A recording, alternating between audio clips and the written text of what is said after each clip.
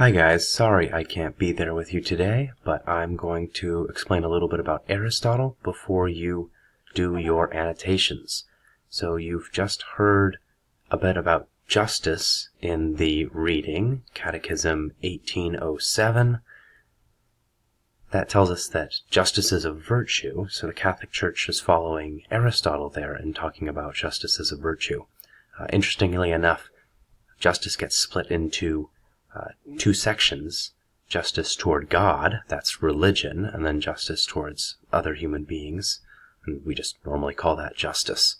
So we'll get back to that when we look at Catholic social teaching a bit, but it sets us up for what Aristotle's doing. So we are going to be looking at Aristotle's Politics today, and the Politics is really part of a set. So Aristotle's Nicomachean Ethics is the first book, and the Politics is the second book. We read a little bit of the Nicomachean Ethics last semester when we talked about friendship, so you might remember that a bit.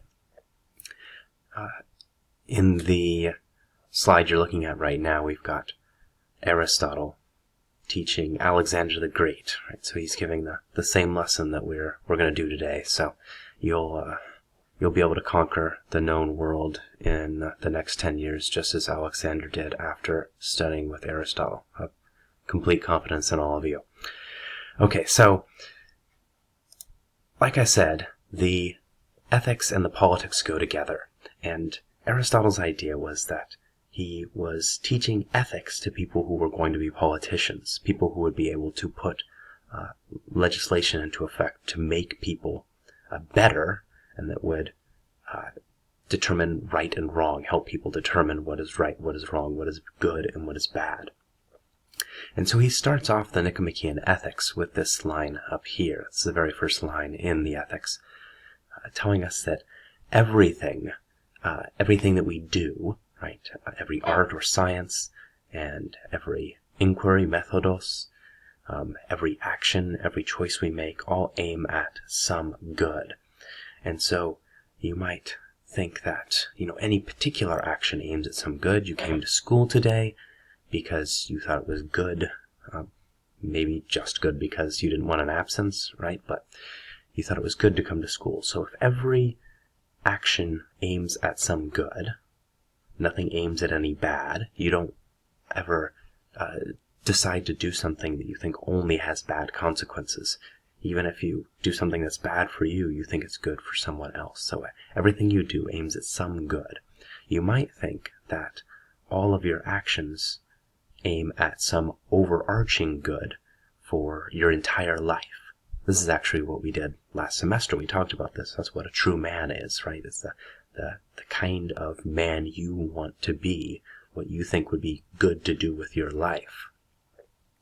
So you might think that all of these aim at some higher good, and then a really important question is, how do you get to that good, right?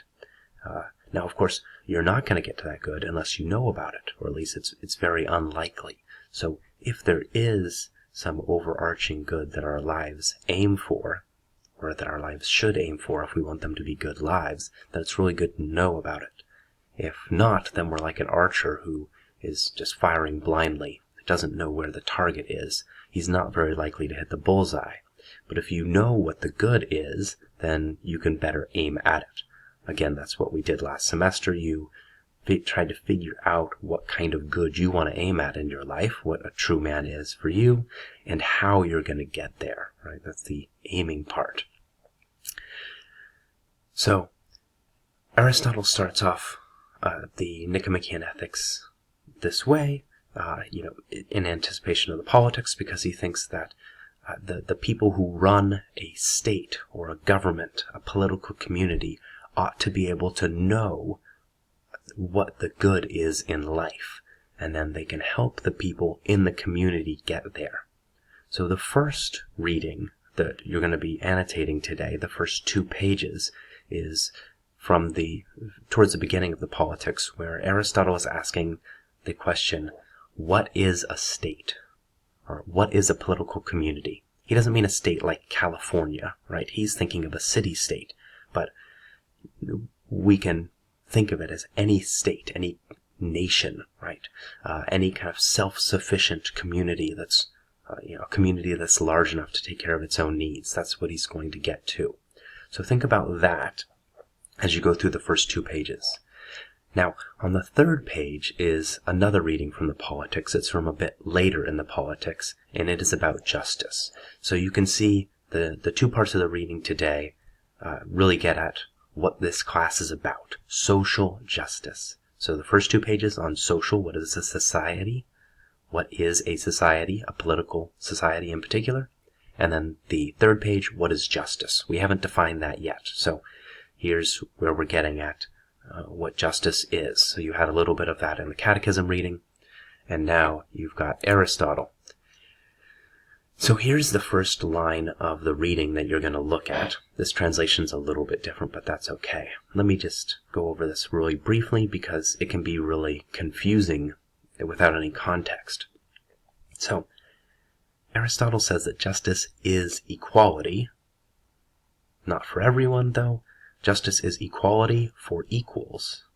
And justice is also inequality. Not for everyone, but justice is inequality for unequals. So what the heck does that mean, right?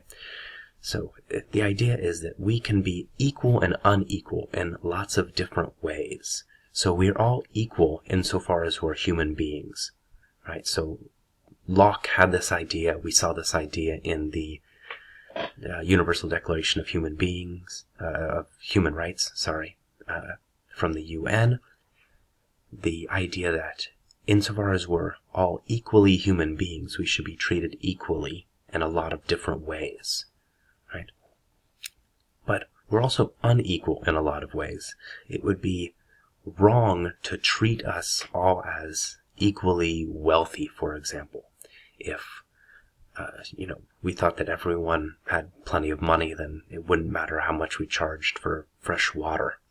But not everyone is equally wealthy, so it does matter, right? We shouldn't treat everyone as being able to afford, really expensive fresh water.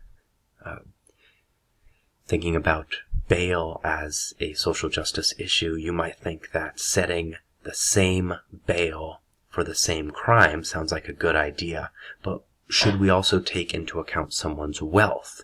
If one person is a lot wealthier than another, then he or she's going to be able to afford a lot higher bail.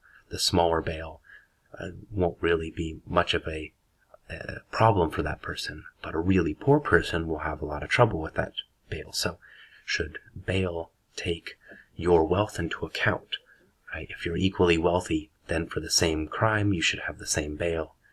But if you're not equally wealthy, maybe you shouldn't, right? So this is what Aristotle is getting at, that justice has an aspect of equality, right? We should treat people equally in the ways that they are equal, but we should, right? We ought to treat people unequally when they are unequal.